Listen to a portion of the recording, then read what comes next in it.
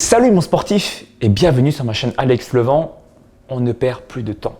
Aujourd'hui, une séance prise de masse musculaire pour avoir des biceps bien volumineux, bien globuleux à la Popeye. Alors la méthode d'entraînement, je l'ai déjà expliqué 2 fois dans mes vidéos précédentes, les pectoraux sans salle, faire grossir les cellules musculaires, les éléments contractiles et non contractiles, les mitochondries, les réserves de glycogène musculaire, mais également les myofibrilles. Tout ça sera expliqué dans une vidéo précédente que tu pourras retrouver ici sur le bouton i. Aujourd'hui, je vais plutôt m'attarder sur les erreurs à éviter, le temps sous tension à respecter pour optimiser ta prise de masse musculaire.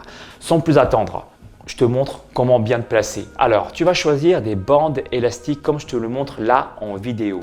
Plusieurs bandes, des bandes violettes, des bandes oranges, des bandes jaunes, même plusieurs bandes en même temps pour travailler avec l'intensité que tu désires utiliser. Donc, comme je te l'ai dit dans mes précédentes vidéos, le but, c'est de travailler sur les 5 premières séries à 70% de ta force maximale. C'est-à-dire que tu peux être capable d'effectuer au maximum 12 répétitions. D'accord? Sauf que tu vas t'arrêter à 6 répétitions pour les raisons que j'ai déjà évoquées dans ma vidéo précédente sur la méthodologie de l'entraînement. Ok, tu vas choisir une ou 2 bandes. Je te montre la position à adopter. L'écartement des pieds. Déjà, tu peux écarter les pieds ou les rapprocher. Plus tu vas écarter tes jambes, plus tu vas générer de tension lorsque tu vas faire un mouvement de flexion et d'extension du coude. C'est la première raison, le premier facteur plutôt, dans lequel tu vas pouvoir jouer pour rendre l'exercice plus ou moins simple ou plus ou moins compliqué. Deuxième variante, deuxième facteur plutôt, tu vas pouvoir utiliser différentes bandes, différentes résistances, de sorte à ce que tu puisses faire normalement que 12 répétitions. Mais tu vas t'arrêter à 6, d'accord? Tu t'arrêtes à la moitié. Entre les séries, comme d'habitude, comme pour mes précédentes vidéos, tu vas te laisser un temps de pause d'environ 15 à 30 secondes, du moins pour les 5 premières séries. Et enfin, pour la dernière série, il s'agit de faire 8 répétitions, puis de faire derrière encore 5 répétitions forcées. Qu'est-ce que j'entends par là? C'est que l'intensité est telle que normalement, tu pourras faire que 8 répétitions maximales, puisque la fatigue s'accumule. Tu pourras difficilement faire 12 répétitions. Et le but, c'est de chercher encore des répétitions supplémentaires en rajoutant des temps de pause. Des temps de pause assez courts, mais suffisamment longs pour restocker un petit peu d'énergie. Voilà, tu te laisses entre 10 à 20 secondes de pause. 10 secondes si tu es vraiment très chaud, mais tu peux aller jusqu'à 20 secondes de récupération pour gratter ces 5 dernières répétitions. Donc, au total, tu vas effectuer 43 répétitions, puis tu vas t'accorder un temps de pause intertour, puisqu'il y a 2 tours en tout, d'environ 2 minutes 30 à 3 minutes de récupération pour refaire encore le même protocole, mais tu vas diminuer en termes d'intensité d'environ 10 à 20% puisque la fatigue s'accumule. D'accord? Tu n'es pas obligé, tu peux garder la même bande de résistance, mais très souvent, moi je te conseille quand même de diminuer de 10 à 20% pour rendre l'exercice quand même techniquement parlant plus facile à appliquer, à faire et éviter comme ça les compensations inutiles. Donc au total, tu vas faire 86 répétitions, un nombre de répétitions qui favoriserait l'hypertrophie. Mais encore une fois, je le répète dans cette vidéo, ce n'est pas réellement le nombre de répétitions totales qui va faire ou pas que tu vas prendre de la masse musculaire. Si, en partie, mais il n'y a pas que ça. C'est surtout l'intensité que tu vas y mettre. Et tout ça, je te l'ai expliqué là. 70% de ta force maximale pour les 5 premières séries et pour la dernière série, utiliser la méthode du cluster qui consiste à faire des répétitions forcées. C'est ça la meilleure intensité pour prendre de la masse musculaire et ressembler à Popeye. Popeye. J'ai du mal avec Popeye, peu importe. Le principal, c'est que tu aies compris mon message. D'accord? Alors, les erreurs à éviter. Qu'est-ce qu'il ne faut pas faire pendant le mouvement du biceps? Biceps curl avec l'élastique. Très souvent, ce qu'on voit en salle, ce sont les gens qui vont chercher l'épaule en avant ici. Ils vont arrondir. Donc là, tu vas minimiser le travail du biceps, mais en plus, tu risques de créer des tensions inutiles au niveau de tes épaules et favoriser malheureusement les tendinites. Nous, on ne veut pas se blesser sur la chaîne Alex Levent. J'ai suivi une formation pour ça, voilà, du Dust. pour t'expliquer tranquillement entre nous comment bien te placer. Et pour ça, je t'invite à imaginer un espèce de crayon entre tes omoplates. Quand tu fais ton mouvement de flexion, tu penses à serrer un crayon ou plutôt un œuf. D'accord? Un œuf assez costaud pour pas qu'il se craque entre ton dos. Imagine ça. À quoi ça sert? Non seulement tu vas mieux travailler sur ton biceps pour ne pas compenser inutilement avec les épaules, mais en plus, tu vas éviter les tensions au niveau de l'avant de l'épaule, au niveau du deltoïde antérieur. C'est un terme scientifique qui signifie l'avant de l'épaule.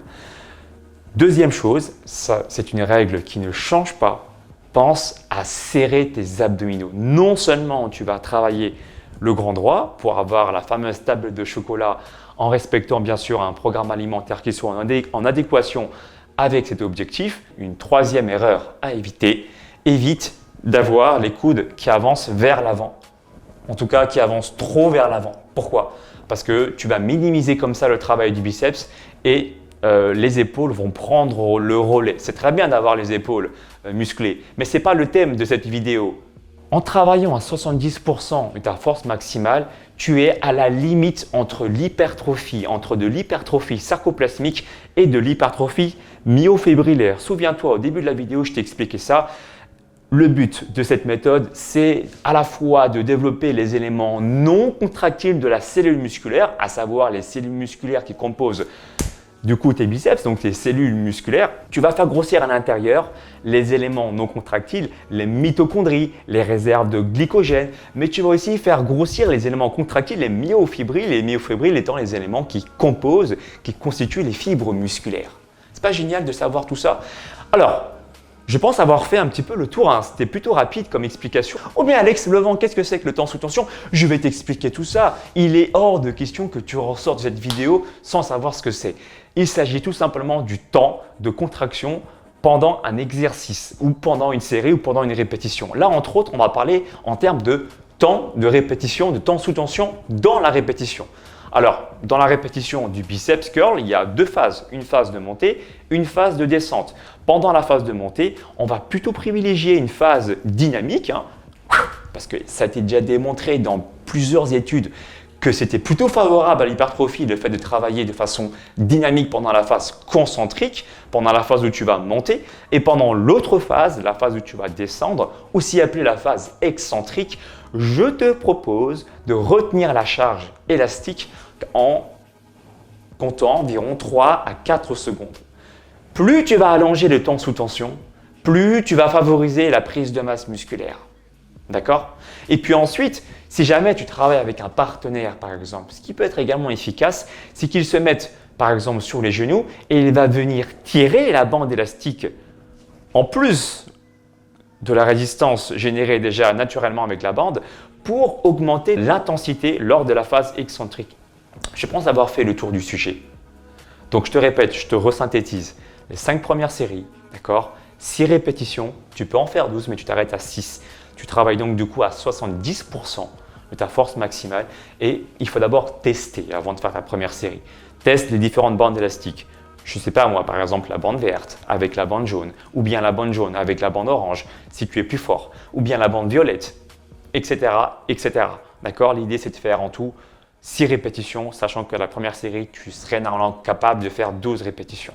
Entre les séries, les 5 premières séries, tu vas laisser un temps de pause d'environ 15 à 30 secondes. Et pour la dernière série, souviens-toi, 8 répétitions. Puis ensuite, voilà, tu grattes 5 répétitions forcées en laissant un temps de pause d'environ 10 à 20 secondes. Au niveau de la respiration, moi j'aime bien souffler à la dernière minute lorsque mes poings se rapprochent au niveau de mes épaules et inspirer pendant la phase de descente. En tout cas, c'est ma façon de travailler. Tu peux aussi procéder différemment, comme par exemple souffler pendant toute la phase de contraction concentrique et inspirer pendant la phase excentrique. Et si tu veux aller plus loin, sache que je propose aussi d'être ton guide. Tu peux prendre mes programmes alexlevent.com, un programme sportif et alimentaire de 3 mois. Et puis, si tu veux rester déterminé et motivé pour te transformer en Super Saiyajin Goto, Je t'invite aussi à me suivre sur les réseaux sociaux parce que je poste plein d'articles sur mon feed, mais également sur mes stories, Facebook, Instagram, Snapchat et Twitter. Et j'ai envie de te dire à la prochaine pour une nouvelle vidéo. Peut-être pour la vidéo des bras, tiens, ou des épaules. À toi de me dire dans la barre des commentaires. Allez, ciao!